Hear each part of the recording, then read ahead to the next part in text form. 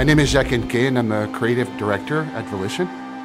Red Faction is a long-standing license, and we recently returned to it with Red Faction Guerrilla, and it's changed quite a bit. It became a third-person game, and we also brought what we call Geomod 2.0, which is a level of destruction in the environments that is unequaled in any game. I don't usually brag, but I think that's very true of this one.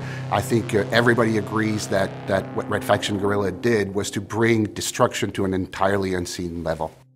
Red Faction Armageddon takes place quite a few years later, about 60, 70 years. It's not exactly precisely, but ballpark. And the surface has been completely destroyed.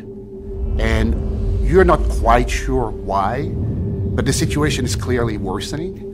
And so the remaining population has had to go very deep underground and to learn to live in different environments that range from ice cave to magma caves to huge lakes of lava that connect different areas. So it's not just a bunch of tunnels that are under the surface. You have these enormous areas that either were created naturally or blasted out by miners and have been built to basically survive, because the planet's surface is essentially uninhabitable.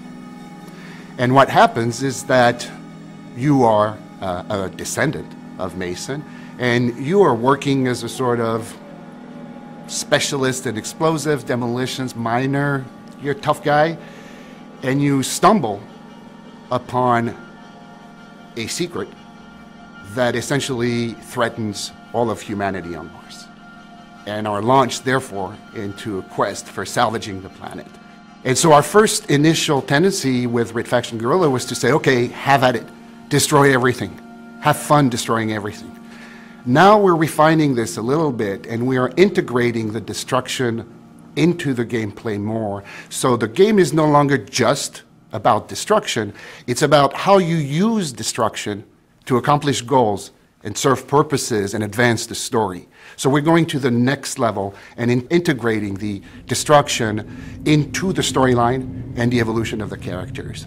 We also added a new component, which is the flip side of destruction, which is that you have a nanoforge. It's a piece of equipment that has abilities, and one of them is you can actually reconstruct things. So things that are destroyed can actually be recombined into elements. And of course, that too ties into the gameplay. So the aliens have a sort of almost military structure, not in the sense of, officers, but you're going to encounter a large number of different types of aliens.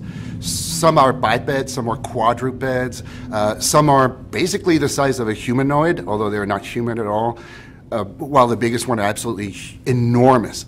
I mean, hundreds and hundreds of feet large. So they're going to vary their tactics and the way they approach you based on their abilities, and of course they're going to combine their attacks. So you're going to be confronted with different types of enemies all the time that come at you very different ways.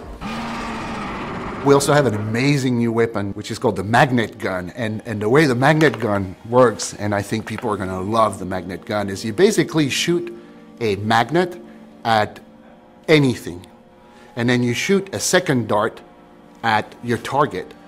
And then when you press the trigger, the target is being pulled, as if it was a magnet, onto the other one. So you can actually shoot a dart at a car and send it slamming into a person, because it's a type of magnet that works with just about anything.